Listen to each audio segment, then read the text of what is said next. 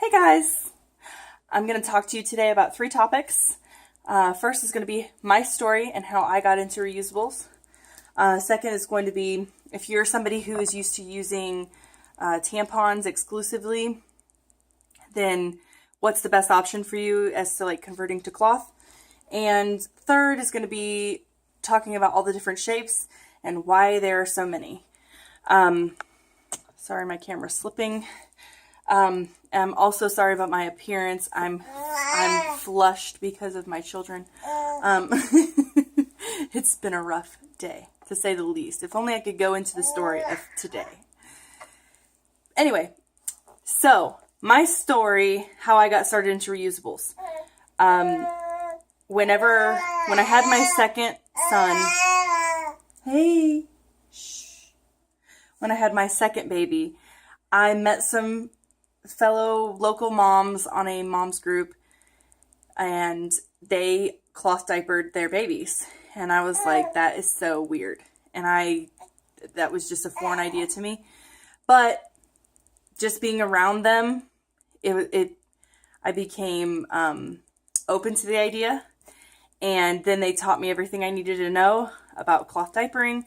And once I cloth diapered, then I wanted to make my own diapers. So I taught myself how to sew. I bought a sewing machine. I looked on YouTube. I learned all the things I needed to know about sewing, and I started making my own diapers. And then after making my own diapers, I was seeing on some sewing groups cloth pads, and I was like, oh, that's weird. But then I was like, I think I want to try that just to see, if I can do cloth diapers, why can't I do cloth pads? It's basically the same concept, only it's a different bodily fluid. So one second, my son's screaming. Whew. Okay, so I think I was saying that if you can cloth diaper, then why not use cloth pads? So I started making my own cloth pads because I couldn't afford to purchase from shops. So I made my own. After making my own for several months, I decided that I'd be interested in selling, which is the typical stay-at-home mom story. That's usually what they do. They make them for themselves, and then they think that theirs is good enough to sell. I didn't really think mine was good enough to sell, to be honest. And really looking back, it wasn't. But I really needed to do something to make money at home, and I don't really go on videos and talk about my personal life very much, but the need for providing for my children, let's just say it was an urgent need. And going back to work full-time in management wasn't an option because of the cost of childcare when you do have 3 kids. So, yeah. So I had to figure things out. And, I only had 2 kids. I was pregnant with third. Anyway, so that's how I got started into reusables. And then that's how I got started into selling them. And when I first started, my quality of my pads was not very good. But I priced accordingly. I knew they weren't great, so they were cheaper. And as I got better with my skill, then I raised my prices to accommodate that. So, second thing, what do I suggest for somebody who's used to using tampons that now wants to use cloth pads? Well, my son took the menstrual cup that I'm wanting to show you. So, I know it's right here though. Okay, so what I use is, excuse all of that. This is my little sewing area. So that's my scrap pile. So I use instead menstrual cups. I don't like the other traditional menstrual cups that you see. Instead has been around since I was a teenager, and that's what I've used. So it looks like this. Can you see that? And then in that. And when I remember being a teenager, because I just saw these at the store and I bought them. Why? I don't know. But I bought them because I was like, oh, that's interesting and weird. And I just wanted to try something new. And all my friends thought I was crazy. And I remember them thinking that. And I didn't think, oh, I'm reusing items and that. But I never even knew about cloth pads. I never knew they existed. But yet, even when I was a teenager, it was appealing to me to use something like this. So anyway, this is different than the other, than the other cups. I don't like the suction of the other cups. They're not, I don't know how to describe it, but I like these. They just fold like this, and then once it goes in and it gets to your cervix, it opens, and then when you pull it out, it goes, it slims back up. When you reach in to pull it out, it's like sitting, like against your, what's it called? It's like a wall. And you reach in under it like this, and you pull it out, and then they do. I'm sorry, 1 second. Anyways, so yeah, that's what I use. It's called Instead. That you can find them at Walmart. They've been around for a long time, and they do make reusable ones that you can buy online on Amazon, and then they have the disposable ones. But I've even reused the disposables. Not like a bunch, but Anyway, moving on. So, why all the different shapes? Well, I'll try to make this short because I recorded a previous video and it was like 20 minutes long. So I'm trying to shorten this up. Why the different shapes? Well, because you need to first figure out what kind of bleeder you are. Because for me, I'm a front bleeder. I'm sure you hear me talk about that in my videos. But there are other people who are center bleeders, center to back bleeders. My friend, she's very small and she can wear a 6-inch pad. I don't have any right now. But she can wear a 6-inch pad, a tiny little pad that just goes right in the middle of her underwear because she just bleeds in one little spot. And I mean, that's great. That works for her, but I can't. You just need to figure out what kind of bleeder you are first. And the best way to do that, I think, is look at if you're a person who's not yet using cloth and you're using disposables at the moment, when you put your disposable on your underwear, this is a demo underwear. It's new. When you put your pad in your underwear, take a look at it and see where it lines up, like with your, what do you want to call that? I call it like the crotch of the underwear. Anyway, see how it lines up. And if you're bleeding, like right here, the most narrow part, well then that's considered like a center bleeder. And then if you're bleeding on your disposal, if you're bleeding up here, then you're going to be a front bleeder. And then of course, if you're bleeding way back here, you're a back bleeder. And if you're bleeding right about here, then you're a center to back bleeder. So first, determine what kind of a bleeder you are. Then the reason, 1 sec.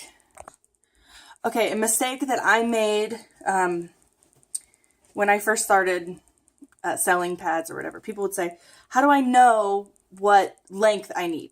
Well, if you're using an 8-inch disposable pad, well then you need an 8-inch pad. No, that's not true at all. Why? Because disposables, they can just be like some of them don't have wings, some of them just have like a liner, like a sticky part on the back. Anyway, you can place that sticky pad anywhere. So if you are a front bleeder, then you're going to place it up here, on the underwear.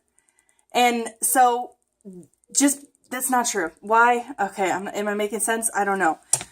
On pads where the wings start is where the underwear, it's going to line up with the underwear. I'm going to snap this and show you. Okay, so snapped, where the wing starts is where See how this is like bunching? It's because I've pulled this up. Because the wing, where the wing starts and it's wrapping, it's starting to curl this up and bunch this up because it needs more length. So what I'm trying to say, and I'm not very good at saying it, is sorry, this pad and this pad are the same length.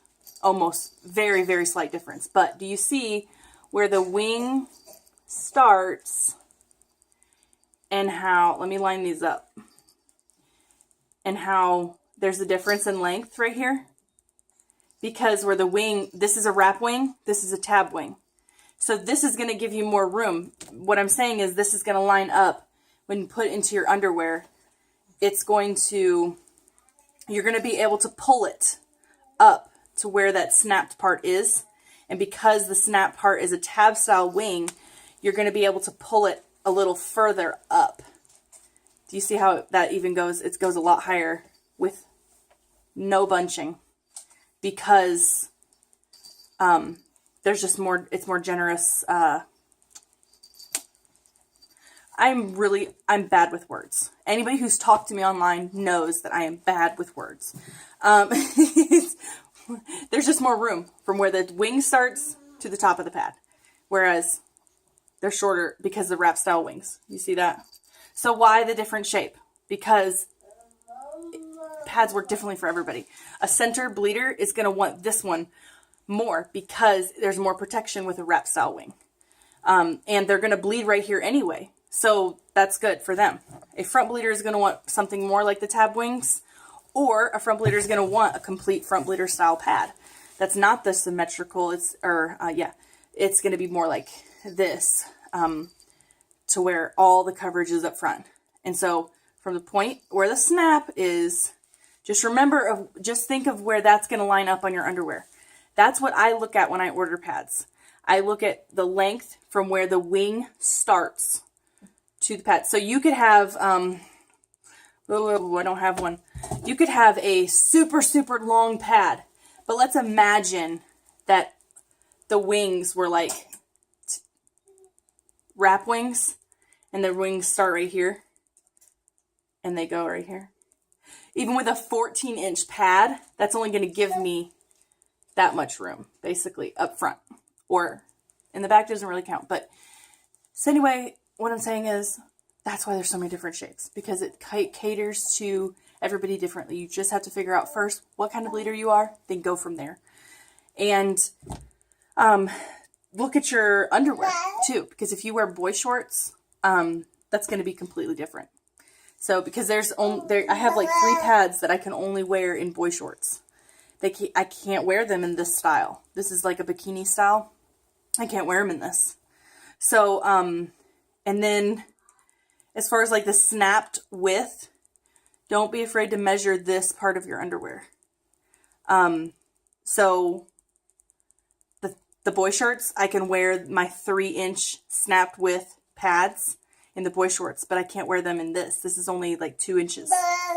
And so a 2.5, 2.75 is going to work just fine with these. But that 3.5 inch gusset, so we say gusset, but that's not technically what it's called. But you'll hear that term a lot. The snapped width, it works in the boy shorts. Anyway, that's where they're all different shapes. And as far as like penis pads and hearts and bears and kitty cats and vampire bats, and I mean, you're going to see tons of shapes. Why are there all those shapes? Just for fun. I mean, some of them serve their function and are functional. It's great if a maker can make a shape and it's actually still functional. That's great. And they are functional, but for the majority, it's just something different. It's just fun. So, you don't need to go buy I have a tulip. You don't need to buy the tulip as far as function goes. Something like this is going to work just fine for you. Maybe, if it's what your style is. But do you want a tulip for fun? That's what you gotta, or do you want a kitty cat for fun? So because I've ordered kitty cats, I've ordered bears, I got a few more coming actually that I haven't shown. So it's just for fun. So, and we deserve fun. when we are on our periods. So I hope that that helps as far as the shapes go. I'm sorry that I get caught up with bleh. I don't know how to talk, but I hope that makes sense for you as to why, like figuring out what shape works for your underwear. So, if you like this video, give a thumbs up. I'm going to be answering a few more questions that you guys have, that you've commented in my group, leaving a few questions. I'm kind of just writing them down and going along there. So, if you like the video, thumbs up, subscribe, and I'll see you guys next time. Bye!